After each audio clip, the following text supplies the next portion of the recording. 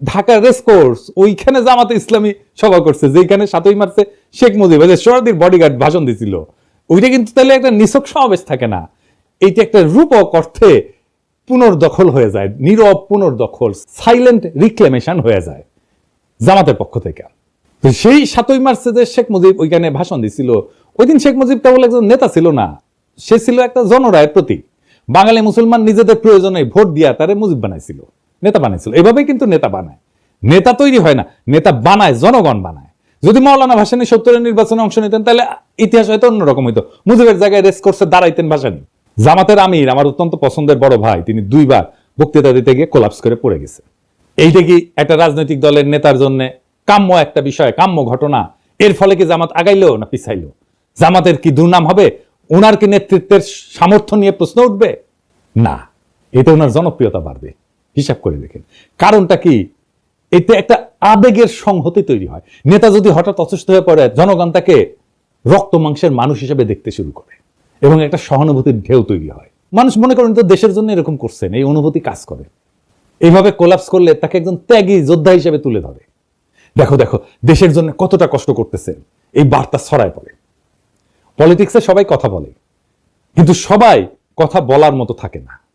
আর যখন কেউ কথা বলার মাঝখানে হঠাৎ এইভাবে নিঃশ্বাস হারায় ফেলেন, তখন মঞ্চ কেঁপে ওঠে একটা শরীরের পতনে। তখনই শুরু হয় এক নতুন ধরনের রাজনীতি।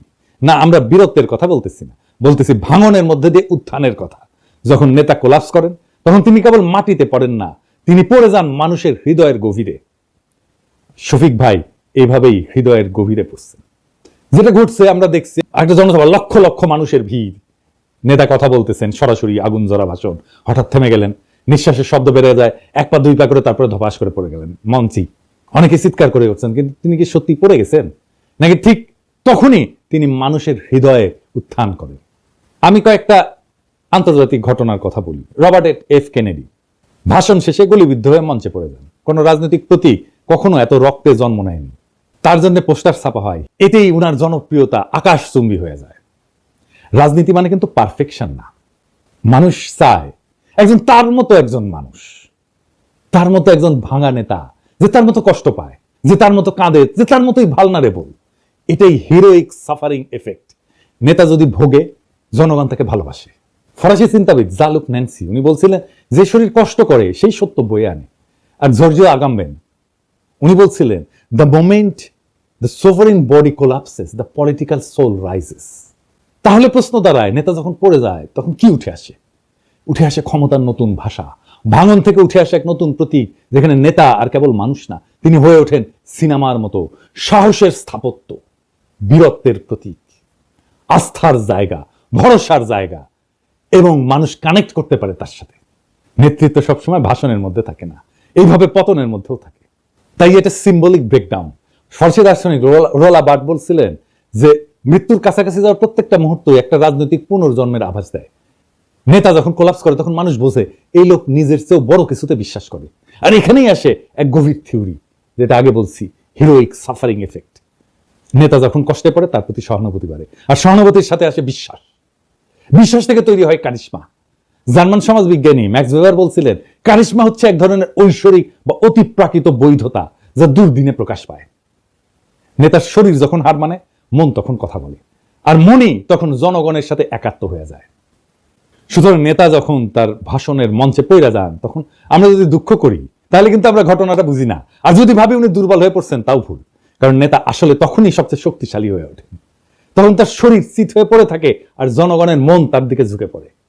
রাজনীতি কেবল শব্দের খেলা না, এটা কখনো কখনো শরীর ভাঙার বিনিময়ে মন জয়ের কাহিনী। শফিক ভাই মানুষের মন জয় করে ফেলছে। উনি মন জয় করার মতোই মানুষ, একজন অত্যন্ত উঁচু মনের মানুষ, একজন অত্যন্ত ক্যাপাবল লিডার। শফিক ভাই দ্রুত আরোগ্য লাভ করেন, আবার রাজনীতির মঞ্চে ফিরে আসেন। আমাদের অনেক কাজ করতে হবে একসাথে, সেই কাজে শফিক ভাইকে দরকার, শফিক ভাইয়ের মতো নেতা দরকার, শফিক ভাইয়ের মতো মুরব্বী দরকার। আমরা চাই আমাদের নেতা আমাদের মতোই হোক, আমাদের মতোই রক্ত মাংসের মানুষ হোক, আমাদের মতোই দুঃখ পাক, আমাদের মতোই কষ্ট পাক, আমাদের মতোই কান্না করুক, আমাদের মতোই ভালনারেবল হোক।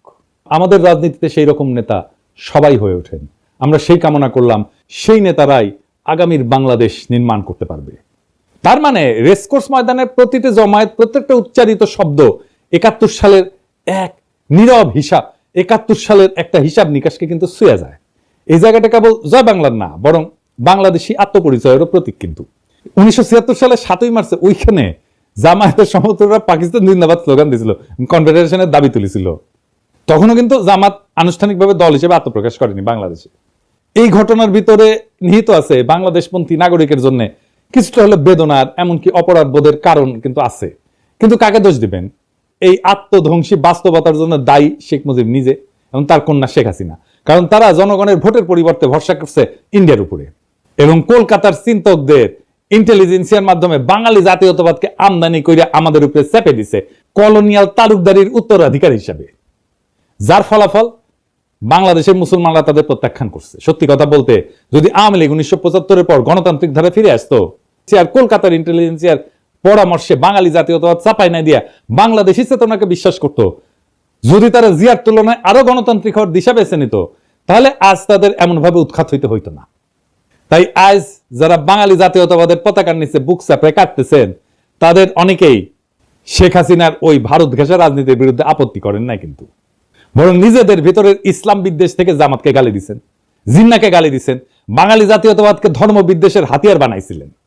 শুধু তাই না, হাসিনার নির্মম নির্যাতন, নিপীড়ন, গুম, খুন, হত্যাকাণ্ডে তারা নীরব সমর্থন দিচ্ছেন। বিদেশে লুটপাট করার টাকা ভাগাভাগিতেও তারা মুখ ফিরায় থাকেননি। এবং এরই ফলাফল হলো আজকের এই পরিণতি, আওয়ামী লীগের পতন আর জামাতের উত্থানের বাড়তি সুযোগ। তবে এই মিটিং আর একটা অভাবনীয় ঘটনা ঘটছে। কি সেটা? আমরা যখন ছাত্র রাজশাহীতে, তখন পাপিয়া ও রাজশাহী ইউনিভার্সিটির ছাত্র দল নেত্রী তুখোড় বক্তা পাপিয়া তখন ক্রেজ আর কি। পাপিয়া আসবে, বক্তৃতা দিবে, শুনলে পাবলিক ঝাইপে পড়ে। আমিও খালি শুনি পাপিয়া নামে এক নেত্রী আছে, হেভি বক্তি মাঝারে, এ তো শোনা হয়নি কখনো। তো এর মধ্যে পলিটেকনিকে ইলেকশন হবে, আমি কাজ করতেছি দিন রাত, এটি আমাদের ক্যান্ডিডেট আছে, ভালো ক্যান্ডিডেট জিতবে আমরা জানি। হেভি গরম পড়িছে, রাতের গরম তো জানেন, চান্দি ফাটানো গরম। তো পাপিয়া আসিছে প্যানেল পরিচিতি অনুষ্ঠানে, গরমে ত্রাহি ত্রাহি অবস্থা। তো পাপিয়া বক্তৃতা দিতেছে ওই প্যানেল পরিচিতি, ছাত্র দল এই নির্বাচনে জিতবে, সেদিন ওরা যে কান্না করবে, সেই কান্নার পানিতে যে বন্যা হবে, সেই বন্যার পানিতে আমরা সাঁতার কেটে কেটে উল্লাস করব। ওই যে গরম, ওই গরমের চাইতেও বেশি গরম নিয়ে আমরা বিজয়ী হব। এর মানে কি? সেই দিন বাগে খেয়েছে, তারপরে 36টা বসন্ত পার হয়ে গেছে, তাও গরমের চাইতে বেশি গরম। এই কথার মানে বুঝি নাই, আপনারা বুঝিছেন? হ্যাঁ, বুঝেন নাই? এই জন্যই কবি পুলক বন্দ্যোপাধ্যায় লিখেছিল, তুমি কি যে বলো বুঝি না, তোমার মুখের পানে চাহিলে আমি কিছু শুনি না। তুমি কি যে বলো বুঝি না। আল্লাহর কি অসীম কুদরত। কিছুদিন আগে এই গরমের উপরে থাকা কথাটার মানে বুঝেছি। এটা নাটকের ক্লিপ দেখে আপনারাও শুনেন। এই যে এটা চেহারা তুমি মাশাআল্লাহ ভালো। তো যাই হোক, ইয়ে ক্যাবলা কোন দিকে? ক্যাবলা কি? আরে পশ্চিম পশ্চিম। এদিকে। এইরকম টেলিভিশন দেখিনি, টেলিভিশনটা একটু ছাড়ো তো। এটা টেলিভিশন না। তাহলে এটা কি? এটা জানার আপনার দরকার নাই, গরম লাগলে খবর দিন। আমি তো গরমের উপরে সব সময় আছি। পাপিয়া এখনো গরমের উপরেই আছে, বুঝছাও? তো ইলেকশনে ছাত্র দল জিতে নাই, ছাত্র ইউনিয়ন জিতেছিল। তো ভিপি সহ কয়েকটা আসনে। এখন কইতে পারেন এই হারমোনিয়াম পার্টি ছাত্র ইউনিয়ন আবার জিতেছিল ভিপি ইলেকশনে। ওই সময় মানে 90-এর ছাত্র ইউনিয়ন আলাদা ছিল। ওই সময় রাজশাহী কলেজে ছাত্র ইউনিয়নের ভিপি, পলিটেকনিকে ছাত্র ইউনিয়নের ভিপি, বিআইটিতে ছাত্র ইউনিয়নের জিএস, আর রাজশাহী মেডিকেল কলেজের ছাত্র ইউনিয়নের জিএস তো আমি ছিলাম। তো যাই হোক, পাপিয়া আবার বিএনপি হারানোর কোশিশ করছে। দেখেন প্রবাসীদের ভোট নিয়ে কি বলে। থেকে এসে কেউ যদি মেম্বার হয় সেটাকেই মানতে চায় না। আবার প্রবাসী ভোটাররা রেমিটেন্স দেয়, তো তাদের পরিবারের জন্য তারা টাকা পাঠায়, তাদের পরিবার ভিটামাটি বিক্রি করে ছেলেকে বিদেশ পাঠায়। তো সে তার দায়িত্ব আছে তার পরিবারকে টাকা পাঠানোর। তার জন্য বাংলাদেশের রাজনীতিতে অংশ দিতে হবে, ভোটার বানাতে হবে। কে বলছে? বাংলাদেশের সুখ দুঃখ একটা নিরাপদ জায়গা থেকে তারা প্রতিবাদ করে। আমাদের মতো রং পানি থেকে, রিমান্ড থেকে, লোহার রড থেকে খেতলা করা, আর পুলিশ পিটানি, আর দিনের পর দিন 40 দিন 50 দিন থানা ও থানা করে বেঞ্চের উপর বসায় রেখে রিমান্ড কার্যকর করা, এগুলো কি প্রবাসী ভোটাররা কখনো তারা কি ভুক্তভোগী? তো ভুক্তভোগী হয়তো ভোটার ভুক্তভোগী হতে যাবে কেন? ভোটার অংশটা হতে যাবে কেন? এগুলো মাঠ থেকে কি সুপারিশ আসে এটা আগে বুঝতে হবে। বিএনপির রিজভি ভাই কইছিলেন আওয়ামী লীগে কি একটা ভদ্রলোক নাই? কিন্তু রিজভী ভাই এরকম মূর্খ আর উন্মাদকে কেন দলে রাখিছেন? ও তো রাজনীতির কিছুই বুঝে না। ওর মাথাত কেউ ঢুকেছে প্রবাসীরা বিএনপি ভোট দিবে না, আর ওই সারিন্দা বাজানো শুরু করেছে প্রবাসীদের ভোটই দিবার দিবি না, যাতে বিএনপি জিতে। হ্যাঁ, প্রবাসীরা জেল জুলুম সহ্য করে না, তাই ভোট দিবার পারবে না। হ্যাঁ, উই এখনো গরমের মধ্যে আছে। আমাক কয় সকলে, দাদা ও কিছু করবেন না। কি আর কমু, ওর মাথার স্কুপ কুটি খুলে পড়িছে, ওটা খুঁজে দেয় না, না ওটা খুঁজে দেওয়া লাগবে, তাহলে ঠিক হয়ে যাবে সব। বেশি গরম পড়িছে বোধ হয়। তো এর মধ্যে হয়েছে কি, চট্টগ্রামের বাঁশখালী ওই এক এনসিপি সংগঠনকে মাইরে একেবারে ফাইটে ফেলিছে বিএনপি, যে দেখেন নাম। তো এনসিপির নাসির পাটোয়ারি ও আবার নাকি বারবি বারবি কয়, তোর বক্তব্যের জবাব সালাউদ্দিন দিছে ওই হাত তুলে, গায়ে হাত তুলে মাইরে পিটে। আমরা কিছু কইছিলাম, ওই জুতা মারিছিল না লোকজন, মারিছে। এবার আমরা গেল মারবি কলে সালাউদ্দিনের লোকজন। শিবরাত্রির বডিগার্ডকে তো নিয়মিত তোষণ কইরা ওই ফজো পাগলা আর ওই যে ইন্ডিয়ান চ্যানেলে যে দেশ বিরোধী বক্তব্য দেয় রুমিন পারানা এবং প্রবাসীদের অপমান করে পাপিয়া, এই সমস্ত ঘটনায় আমরা এখন যদি পাপিয়া বাম্বু দিই ক্যাঙ্কা হবে। এক নাসির পাটোয়ারি একটা রাজনৈতিক বক্তব্য দিছে, শুরু হয়ে গেল প্রকাশ্যে হামলা। চরমনাইকে সালাউদ্দিন সাহেব বলছে চরের দল, আর কয়েকটি দল সরোয়ার্দী উদ্যানে জনসভা করেছে, বলছে সংসদের নিম্ন কক্ষেও অনুপাত চাই, উচ্চ কক্ষেও অনুপাত চাই, অনুপাত ছাড়া নাকি বাংলাদেশে নির্বাচন হবে না। যারা এই কথা বলছে তারা একটা চরের দল। তারা কখনো একটি আসনও পায় নাই, একটা মেম্বার চেয়ারম্যানও হইতে পারে নাই। শেষ পর্যন্ত একটা সিটি কর্পোরেশনের নির্বাচনে আওয়ামী লীগের অধীনে নির্বাচনে গেছে, সেই নির্বাচন আমরা বর্জন করেছিলাম, সেখানে একটা দন্ত মোবারক শহীদ হয়ে গিয়েছে। যুদ্ধ ছাত্রদের মুতে ভাসিয়ে দিতে চাইছিল। এগুলো কি? এই কথা বললে একেবারে একেবারে স্যাট করে উঠলে হবে। 16 বছর চৌদনের উপরে থেকে সালাউদ্দিনের মতো নেতারা ছাড়া হয়ে গেছিল। কক্সবাজারের নাকে খদ দিয়া বদিয়ার বাইকটা জাফরের ভয়ে রাজনীতি করিছে, ওগুলো জানি না আমরা। আর আজ জুলাইয়ের এক তরুণের রাজনৈতিক বক্তব্যের জবাব দিচ্ছে গায়ে হাত তুলিয়া, গাড়ি বাউরে হামলা করিয়া, পথসভার মঞ্চ ভেঙে দিয়া। এই বিএনপি বড় বড় নেতারা খুব হুঙ্কার দেয়, কিন্তু শহীদ সালাউদ্দিন কাদের চৌধুরী ফাঁসির পরে সারা দেশে একদিন হরতাল দিতে পারে নাই। চট্টগ্রামে আধা বেলা হরতাল ডেকে দায়িত্ব সারিছিল, এখন এদের হ্যাডম বেরিয়েছে, আর্কিলিস হয়ে গেছে। এইসবের পরিণতিকালে খুবই খারাপ হবি। রাজনৈতিক প্রতিপক্ষকে ডিল করা শিখেন, যাদের দয়া পলিটিক্যালের সাহস ফিরে পেয়েছে তাদের কটু কথার সমালোচনা সহ্য করা শিখেন। জুলাই একটা বড় দল, আওয়ামী লীগ আপনাদের চাইতে বড় দল ছিল, ওর দিছে বাচ্চারা, দিল্লি পাঠে দিছে। এমন আর একটা পরিস্থিতি তৈরি করেন না, আপনাদের কোলে যাওয়ার জায়গা নাই। বড় দলের অভিভাবক সুলভ আচরণ হবে, দয়া এবং ভালোবাসা দিয়া। আপনারা নিজেদেরকে রাজনৈতিক প্রতিপক্ষ ভাবেন, মাথায় যদি নিজেদের বয়স্ক মুরব্বী আর তাদের বাচ্চা ভাবেন, তাহলে ভাই আপনারা রাজনীতি করতে পারবেন না। আবার বিএনপি লেসপেন্সার গুলা করছে কি, যে ছেলেটা নাকি লিক করতো, অথচ জুলাই বিপ্লবের সক্রিয় অংশগ্রহণকারী এবং আহত যোদ্ধা। গত জুলাই এসে মাথা এবং পায়ে ছলরা গুলি খাইছিল এবং আহত হওয়ার পরে এই ব্যাপারটা সরকার কিন্তু যাচাই করছে, লাইভ এসে জুলাই যোদ্ধা কার্ড দেখাইছে, যে দেখেন।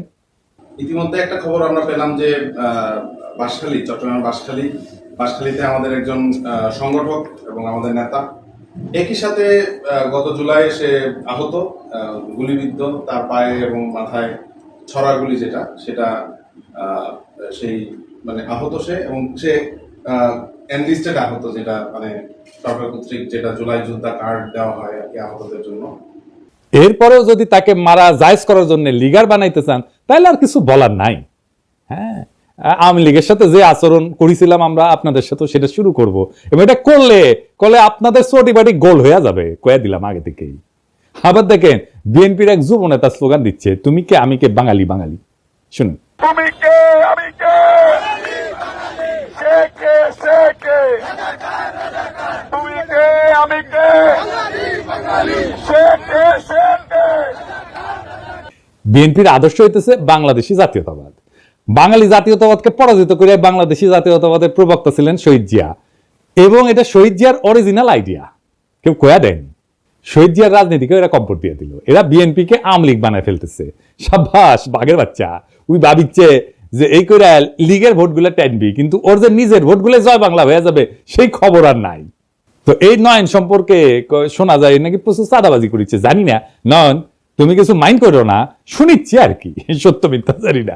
তবে নয়নের কাছেও এই অনুসন্ধানী সাংবাদিক ওই চান্দা চাইছিল, এটা নয় নিজেই কইছে, শুনেন। উনি তো সেনাবাহিনীর মানে বহিষ্কৃত কর্মকর্তা, উনি সেনাবাহিনীতে চুরি করেছে, উনি মাদক এডিক্টেড, যে কারণে ওনার চাকরি চলে গিয়েছে। উনি তো আমার কাছে চাঁদা চাইছে, আমার কাছে লোক পাঠাইছে চাঁদার জন্য।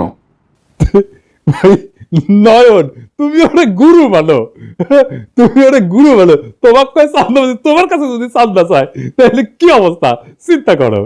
সেদিনের অপেক্ষায় আমরা থাকলাম। আমরা সেই দিন একসাথে আবার সেই বিপ্লবকে পুনর্নির্মাণ করব, আবার সেই বিপ্লবের স্বপ্নে আমরা নতুন বাংলাদেশ গড়ে তুলব। ইনকিলাব জিন্দাবাদ।